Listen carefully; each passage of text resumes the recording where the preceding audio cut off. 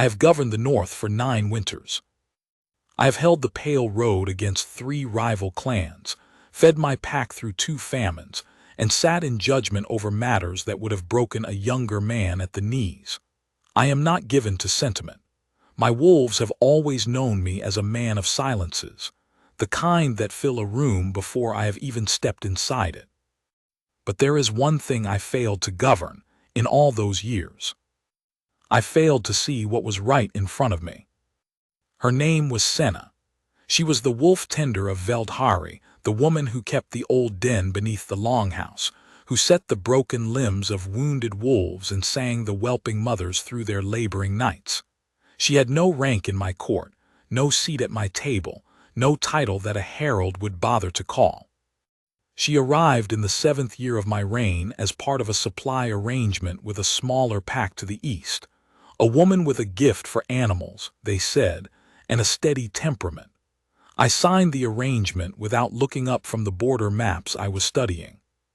She arrived. She stayed.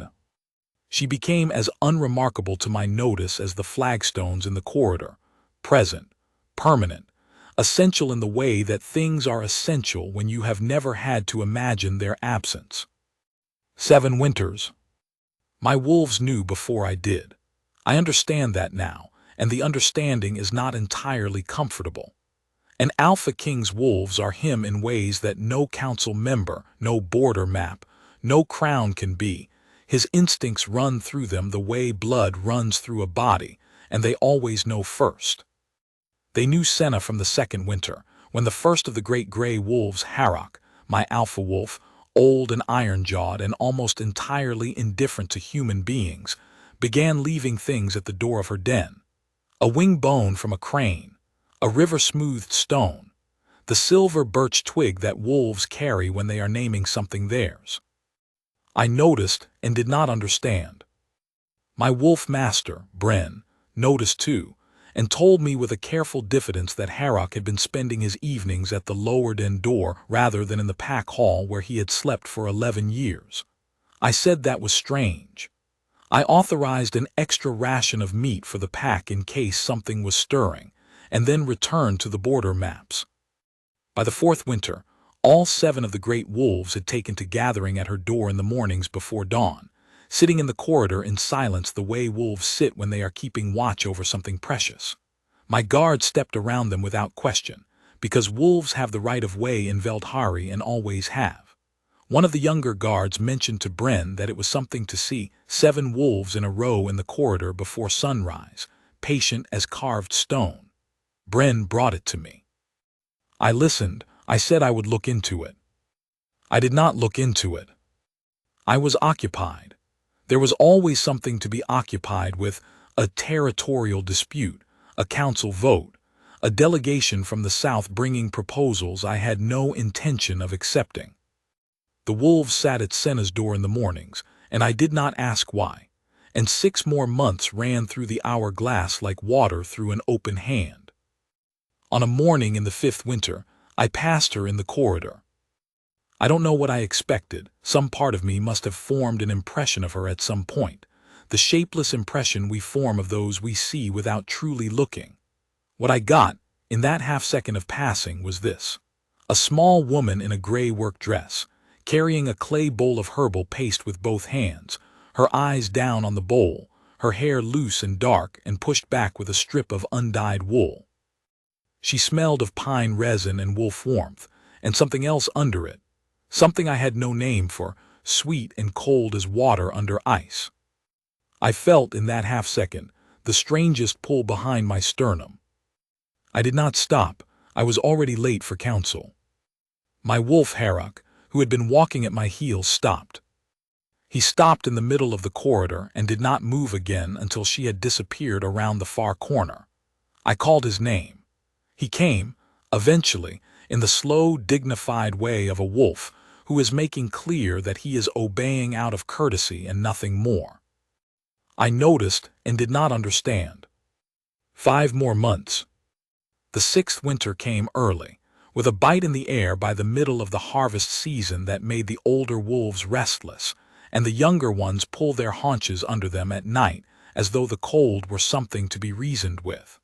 The great wolves spent more time in the den. My patrol was caught in a sharp ambush at the far reach of the Pale Road, 3 men wounded, 2 wolves cut, and myself with a long gash along my ribs from a thrown spear that I had turned too slowly to avoid. I am not proud of the slowness. A younger man would have turned faster. We came back through the Pale Gate at dusk, ice in the horses' manes and blood frozen in the gashes on Harrock's shoulder. I had the riders taken to the healers in the upper hall. I took myself to my own chamber to deal with my side, because a king who is seen bleeding in the corridor loses something that takes longer than a wound to grow back. I did not account for the blizzard. It came in the night, the northern kind that arrives without the usual harbingers, the kind my grandmother's people called a blind storm, because it gives no warning and leaves no direction. By the time I heard the first shutter blow in and felt the temperature of the fortress drop through the stone walls like a knife, the lower hold was already sealed. The access stair from the great hall down to the den, a narrow, torchlit passage cut through the bedrock, had filled with a snowdrift from a collapsed vent shaft, and would stay filled until the storm broke and men could dig it clear. I was on the wrong side of the snowdrift. I had gone down in the night. The wound in my side had opened again while I slept, and I had gone looking for the herbal stores that Bryn kept in the lower supply room adjacent to the den. I hadn't brought a guard. I hadn't brought a lamp. I hadn't thought to, because it was 3 in the morning and I was the Alpha King of Veldhari, and I had crossed that corridor to the lower den stair 1,000 times in the dark. When the vent shaft collapsed and the drift sealed the passage above me, I stood in the dark at the bottom of the stone steps for a moment that lasted longer than it had any right to. Then the den door opened, and the light fell out across the corridor, and Senna said quietly, without alarm, as if kings materialized in her dark corridor in the middle of the night at regular intervals, "You're bleeding." She had Harrock with her. He had been in her den all evening, she told me later, because the gash on his shoulder had reopened, and she had been keeping the wound clean and warm. He leaned against her leg in the doorway with the solidity of a wolf who considers himself firmly placed, and looked at me with the gold-eyed patience of an animal who has been waiting a long time for the slower party to arrive. "The passage is blocked," I told her. I heard it go. She stepped back. "Come in." I will say this about Senna, in everything that follows. She never made me feel foolish for not knowing. She had the rare gift of treating the world as it was without commentary on how it had gotten that way. She said come in as easily as she might have said it to Harrock, and pulled the door wide, and I came in out of the cold corridor and into the warmth of her den, and that was the beginning of the end of the man I had been for 9 years. The den was smaller than I had imagined, or perhaps I had never imagined it at all. A long room carved from bedrock, low-raftered with old timber, lit by 3 oil lamps and the radiated warmth of a banked fire in the stone hearth at the far end. 3 wolf beds lined the walls, the old whelping frames, deep with layered wool and wolf fur. One of the younger pack wolves, a gray female named Bryn, had told me, something that I had not retained, was curled in the middle bed, her side rising and falling in slow sleep. 2 small oil lamps burned on the shelf above her. The air was warm and dense with the smell of pine resin, rendered tallow, and the particular heavy sweetness of healthy wolf. Harrock went to his corner and lay down with the absolute authority of a wolf who lives here. Senna directed me to the workbench without fuss, pulled the lamp close, and looked at the wound on my side with the same brisk, unsentimental attention she would have given to Harrock's shoulder. "How long has it been bleeding?" she asked. "Since before midnight." "You should have come down sooner." She said it without reproach. "Hold still." I have been tended by healers all my life. It is a different thing entirely, being tended by someone who is not performing the care, someone for whom the attention is so habitual, so entirely natural that there is no self-consciousness in it, no awareness of rank or audience, nothing but the work and the person in front of her. She cleaned the wound, packed it with the herbal paste, bandaged it with linen strips from a cedar chest under the bench. Her hands were sure and light. She did not apologize for the sting of the herbs. She did not praise me for bearing it. She simply did the work with the competence of long practice. "You'll need to stay off the stairs for today," she said, cutting the last strip of bandage. "The blizzard may take 3 days to break," I told her. She looked at me steadily. "I know. You're not concerned. There's food enough for a week if we're careful. The fire won't go out. Harrock is good company." A pause. "You are welcome, my lord, if you can manage not to open the wound again reaching for things on high shelves." I almost smiled. I'm not certain I managed to conceal it entirely. The first day passed in what I can only describe as an increasing strangeness, by which I mean a strangeness that was in me and not in the room. She went about her work with perfect composure, tending Harrock's shoulder, mixing medicines, turning the small spit above the fire, sleeping for 2 hours in the afternoon with an ease that I envied bitterly. I sat on the bench and did nothing, which is something I am poorly equipped for. I had no border maps. I had no council reports. I had a wounded side and a sealed passage, and 3 wolves sleeping in varying degrees of peace at the far end of the room, and a woman who had not, since the moment she told me to come in, shown any consciousness whatsoever of who I was. It was extraordinarily disorienting. I watched her, because there was nowhere else to look that cost nothing. She moved the way competent people move, economically, without wasted motion, with an ease that comes from knowing exactly where things are and how they work. She knew every corner of that den. She knew which lamp smelled wrong and needed trimming, and she trimmed it. She knew that the gray female in the middle bed liked her ears rubbed in the particular spot behind the left one, and rubbed it without being asked, with the absent-minded tenderness of long habit. She sang to herself while she stirred medicines, not loud enough to fill the room, just enough to fill whatever the silence might have become. It was that, I think, that first began to unsettle me in the particular way I needed to be unsettled. The songs. They were old, older than Veldhari, older than the pack songs the elders sang at the solstice fire. She sang them in a half voice with her face turned toward her work, and they were not songs I should have known.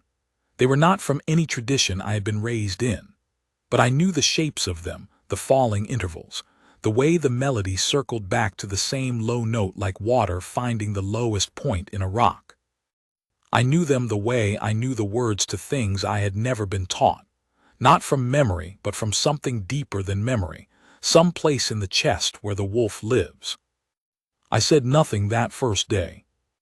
At night she banked the fire and spread a second blanket on the far wolf bed, and told me without ceremony that it was cleaner than the floor and warmer than the bench. I slept in the bed meant for wolves, wrapped in a blanket that smelled of pine resin and senna, and I slept without the dreams that had been pulling at me for 9 winters. The ones I couldn't name or hold, the ones that left me waking with a grief I had no right to. The second day I woke before her. Harrock was already awake, watching me from his corner with the patient gold-eyed attention of an animal who has been waiting for something for a very long time. I looked back at him in the low light of the banked fire. He did not look away. After a while he stood, walked the length of the room in silence, and lay down with his head on my knee, something he had not done since he was a pup and I was a boy who did not yet know what it meant to be king. I put my hand on his great gray head and did not move for a while. Senna woke without fuss. She sat up, looked at us both, and looked away without comment, the way she looked away from everything that was not quite ready to be spoken about. The second day was different. She did not go as quietly about her work. She talked, not much, not the social padding of people who are uncomfortable with silence, but the particular kind of talk that happens between people who have nothing to perform for each other. She told me things about the pack's wolves that no one in the upper hall had told me, because no one in the upper hall knew them as she did.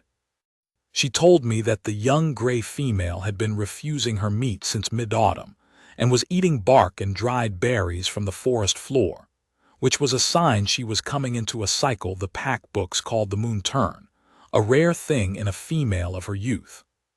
She told me that one of the older wolves had been guarding the east postern at night without being assigned to it, which meant either his instincts had sensed something at the perimeter, or he was mourning the packmate he had lost in the autumn, and patrolling was how he carried it. "Who assigns the night watches?" I asked. "In the lower dens, I do." I had not known that. I had a wolf master, a full council, a wall captain, and a rotation of guards, and not one of them had mentioned to me that the wolf tender in the lower den was managing the pack's night positioning on top of everything else she did. Why didn't anyone tell me? She considered the question without defensiveness. "I don't imagine anyone thought it was worth your attention, my lord." "It is worth my attention." She looked at me then directly for the first time without looking away. Her eyes were dark brown with a faint brightness in them, like resin catching light. She held the look for a moment, measuring something. Then she nodded once and went back to her work. We ate together from the same pot. I did not find this remarkable. It should have been remarkable. Alpha kings do not eat from the same pot as their wolf tenders. But the den stripped everything of that kind of meaning, the way cold strips a landscape down to its bones. What was left was two people in a warm room and a common hunger and a winter outside that did not care about rank. She ate neatly, without waste. She gave the pan scraping to Harrock, who accepted it with the solemnity of an elder receiving tribute. That afternoon a third wolf appeared, one I did not recognize, a young male with a torn ear that had healed badly. He came out of the whelping alcove at the far end of the den, which was separated from the main room by a hanging of heavy wool, and stood in the doorway of the alcove blinking at me with the wariness of an animal who has learned to be careful around new things. "His name is Cora," Senna said without looking up. "He came to us in the 4th winter with the tear already healed. He prefers it quiet."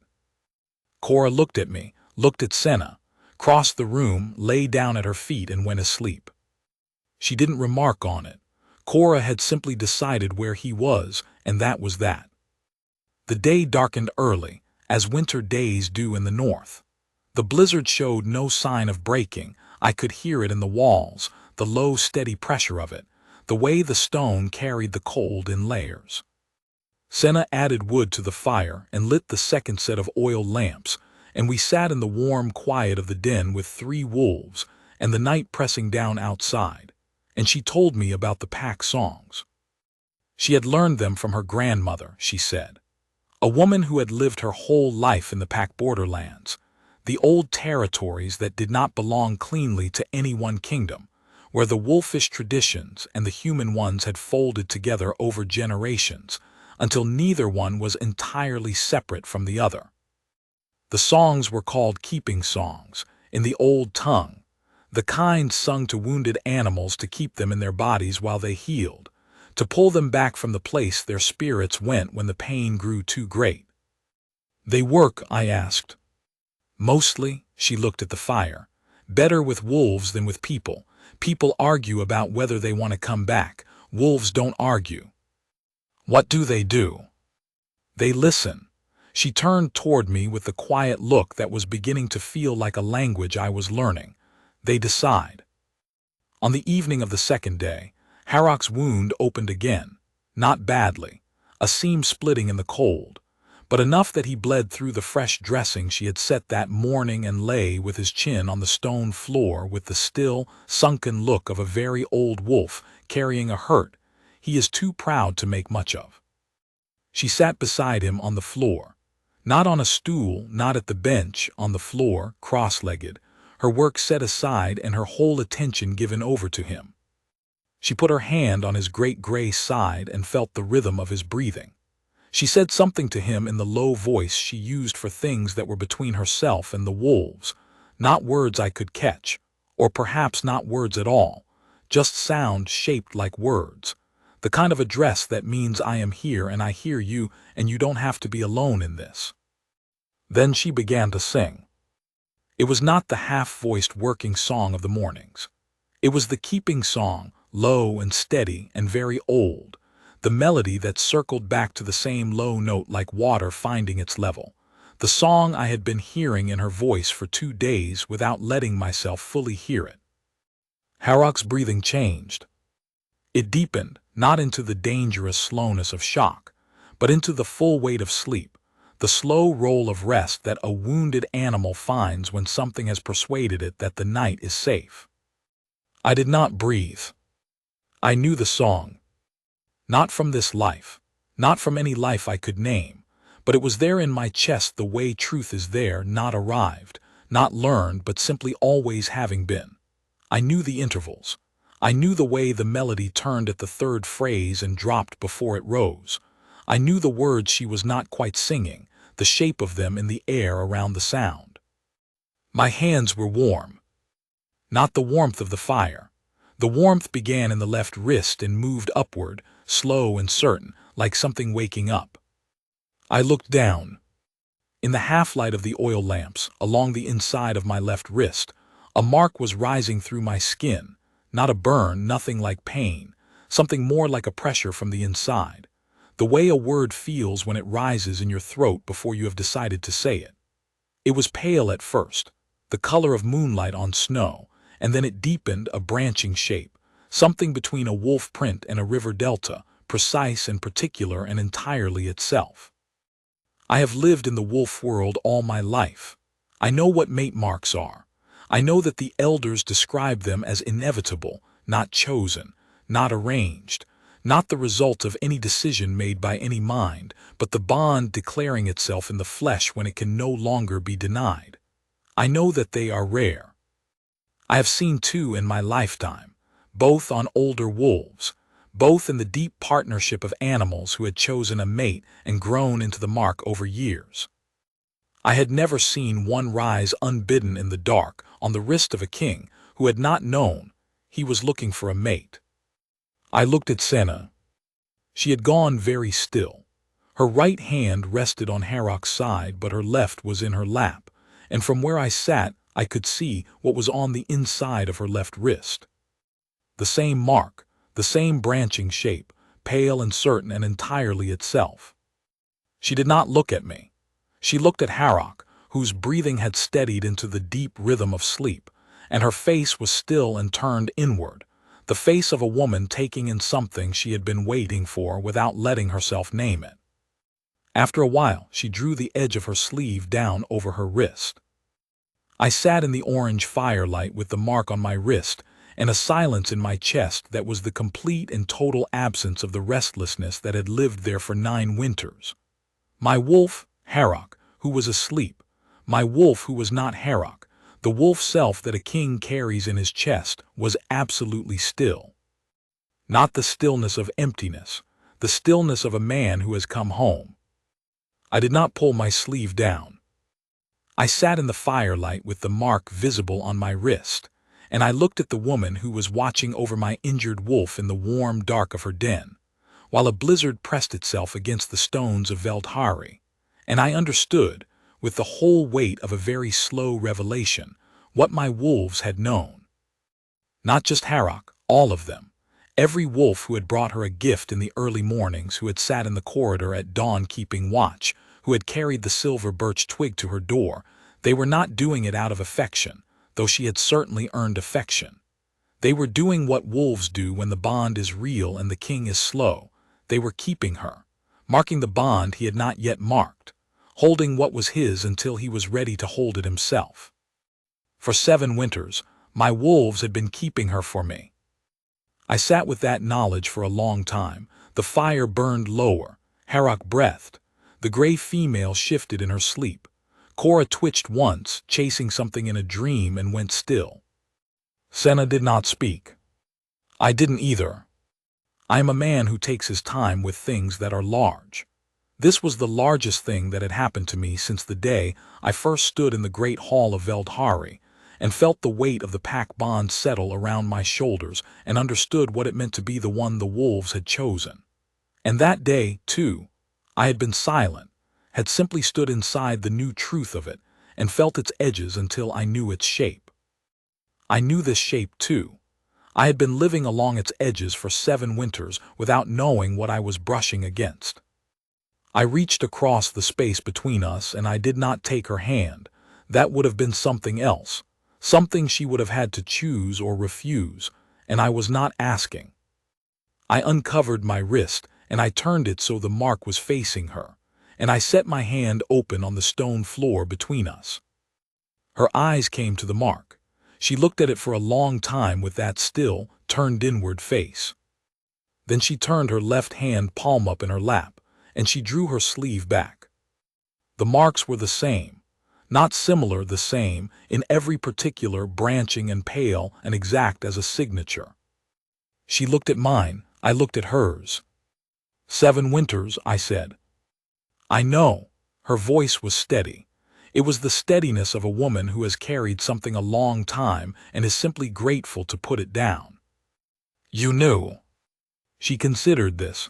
I suspected since the 4th winter, a pause. When Harrock brought me the birch twig.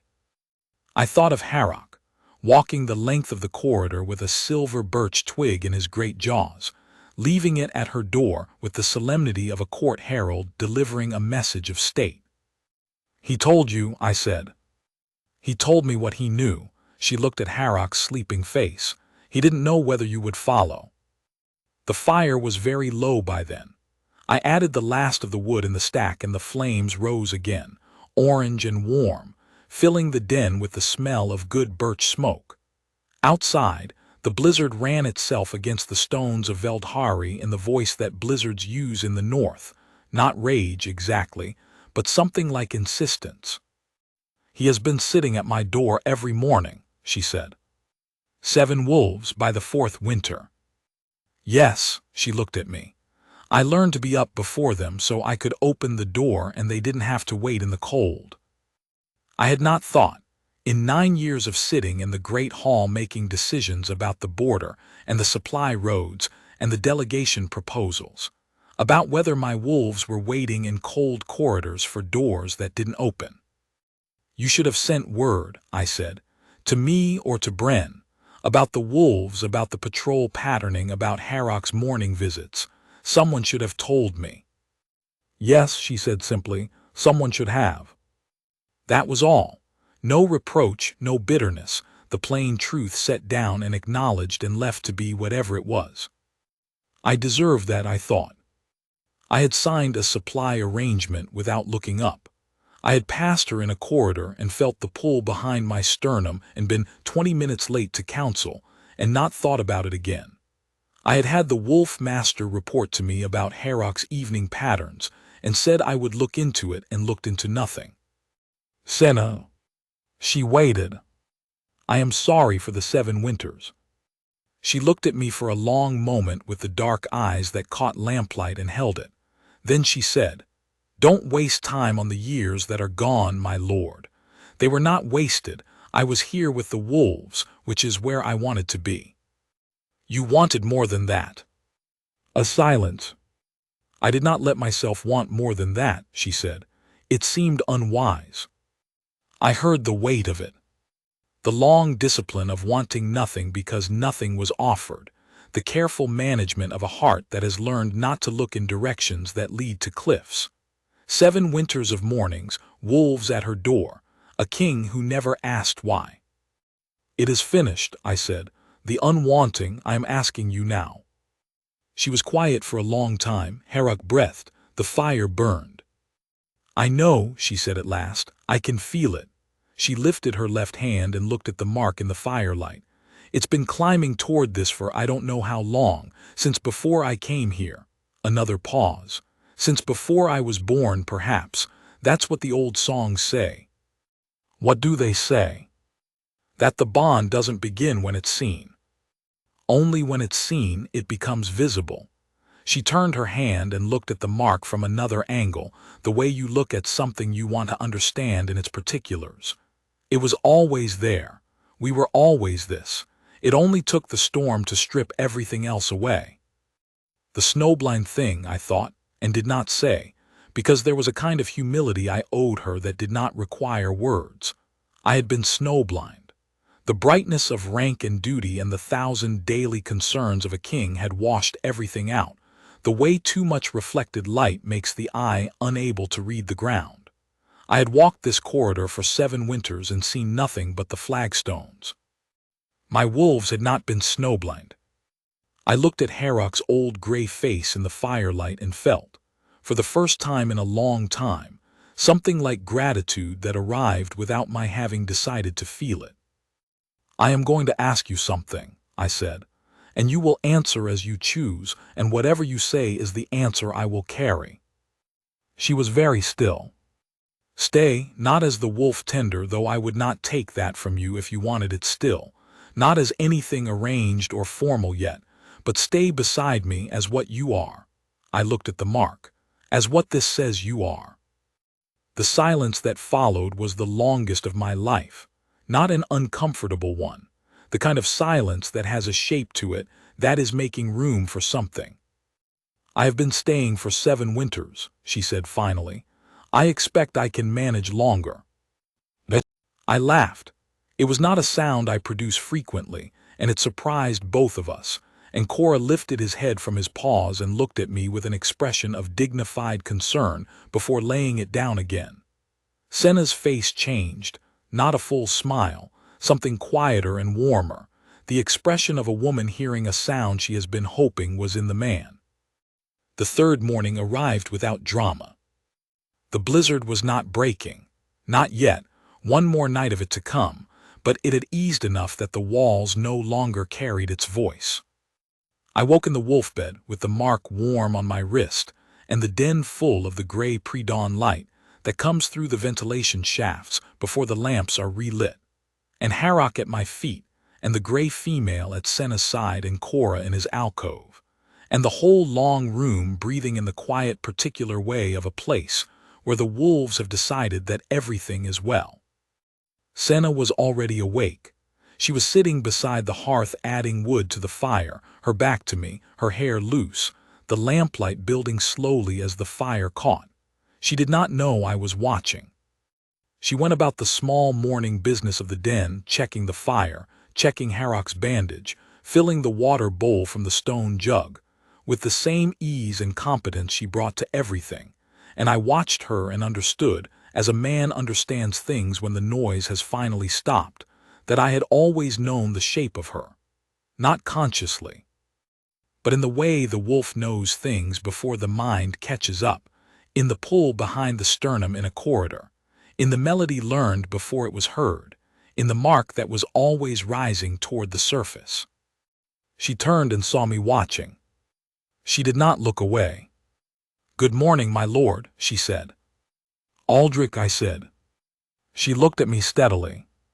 "Aldrich," she said, quietly, "the way you say a word when you are learning the particular weight of it." When the passage was finally cleared on the afternoon of the 3rd day, 2 of the guards had been digging from the upper end since morning, working carefully through the packed snow of the collapsed vent.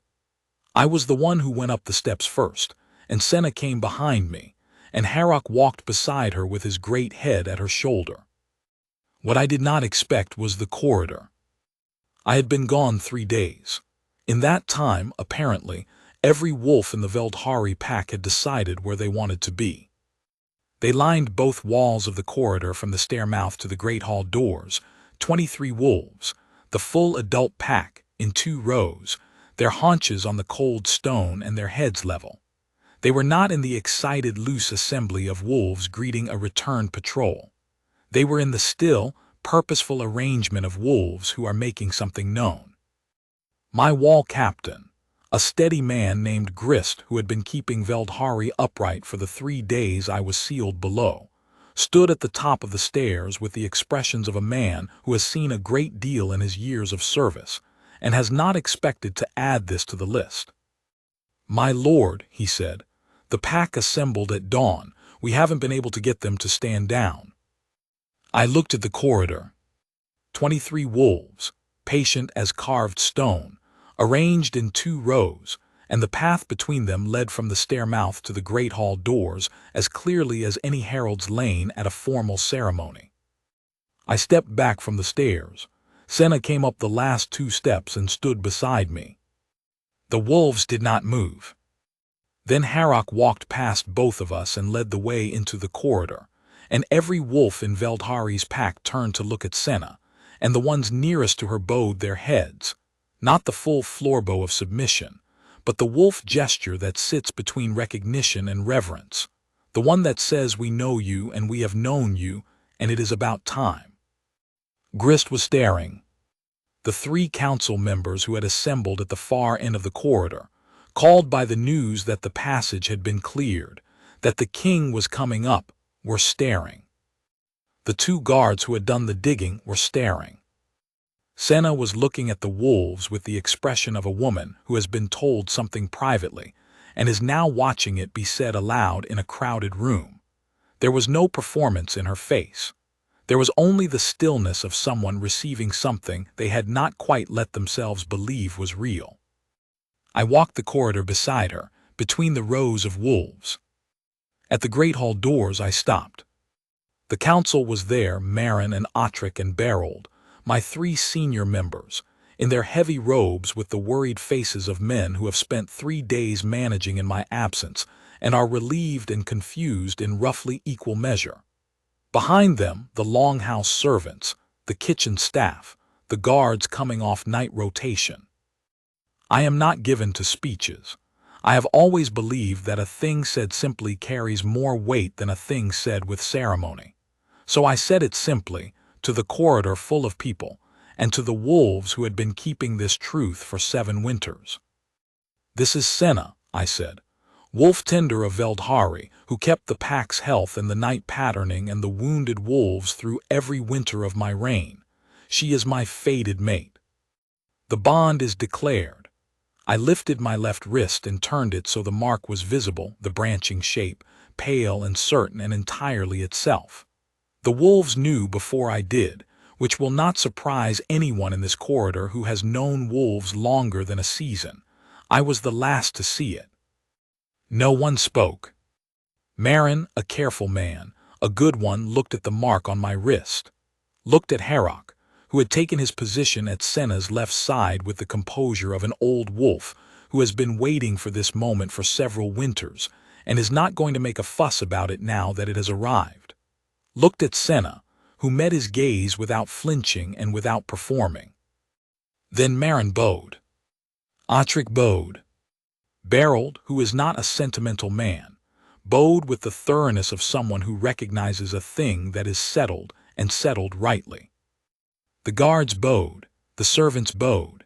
In the corridor behind us, the pack wolves folded their haunches further into their sitting posture, the wolf version of a bow, the full weight of it. Senna stood in the middle of it without being diminished or inflated by it. She simply received it the way she received everything, with the stillness of a woman who has always known her own worth and has simply been waiting for the room to catch up. I think that was the moment I understood the whole of what had happened in 7 winters. It was not a story about a woman overlooked. It was not a story about a king who failed to see what was in front of him, though it was that too, honestly, and I hold that honestly. It was a story about a bond that is not diminished by being unseen. That does not require recognition to be real.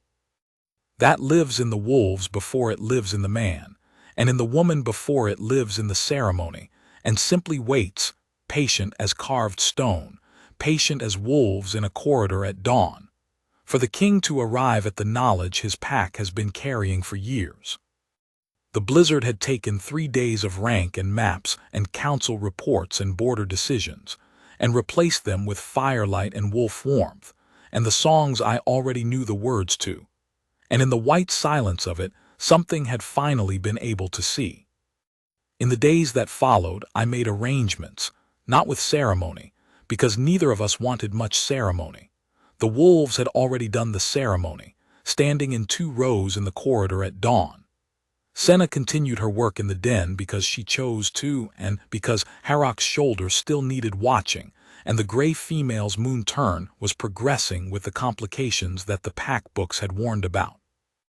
I came down to the den in the evenings, because the longhouse was large and the den was warm and Harrock was there, and Cora with his torn ear was there, and the gray female was there, and the woman who had spent 7 winters tending my wolves looked up when I came in and said Aldrich with the particular weight she was learning to put into it. I made sure Bren knew the full shape of what Senna was managing, the pack patterning, the night positioning, the medical records she kept in a ledger in the cedar chest under the bench with a neatness that shamed the ones the Wolf Master kept. Bren looked at the ledger and looked at me with the expression of a man who would like to have had this information 7 winters ago and is too professional to say so. And I said, "I know, Bren." And he said, "Yes, my lord." And that was that. I assigned her a seat at the council table for any matter touching the wolves. She came to the first meeting and sat at the end of the table in her gray work dress without apology for the work dress, and said what she knew about the East Postern patrol wolf's behavior, and what she expected for the gray female's moon turn, and what she believed was stirring at the border based on the patterns of the perimeter wolves over the last 40 days. Marin took notes. Ottrick asked follow-up questions. Berold, who is not a sentimental man, asked her to come back next week. Winter passed. The pack settled into the new arrangement with the comfortable ease of animals who have been right about something for a long time and are simply glad to not be carrying it alone. And there was this, on a morning in the deep of the cold season, 3 weeks after the blizzard. I came down the stair before dawn, which was earlier than I usually came, because there was a dispatch from the border that couldn't wait and I needed Senna's read on the wolf patterning before I could make sense of it. The corridor was quiet. The torch in the bracket had burned down to the nub. I came around the turn to the den door and found it already open, the lamplight spilling into the corridor, and in the opening, 7 wolves. All 7 of the great wolves, sitting in 2 rows in the corridor exactly as they had sat for 7 winters at dawn, keeping watch over the door. Keeping watch over her. I stood for a moment in the corridor with the dispatch in my hand, and looked at 7 wolves who turned to look back at me with the patient gold-eyed attention of animals who know something it has taken the slower party 9 years to learn. Then Harrock stood up and walked to me and put his great gray head against my ribs, exactly as he had put it against my knee in the den on the second morning, and I put my hand on the top of his old head, and we stayed like that for a while in the cold corridor while the wolves sat in their rows, and the lamplight fell through the open door. Inside, Senna was sitting with Cora's head in her lap, going through the ledger in the early morning quiet. She did not hear me come in. She was reading an entry, running her finger along a line, her lips moving slightly, and the lamplight fell on her dark hair, and the mark on her wrist, and the open page, and the 7 wolves flowed past me into the den, and arranged themselves around her with the comfortable authority of animals who are exactly where they are supposed to be. She looked up. She saw me in the doorway. She saw the dispatch in my hand. "Good morning, Aldrich," she said. I looked at her in the lamplight and the wolf warmth, and I thought of the 7 winters.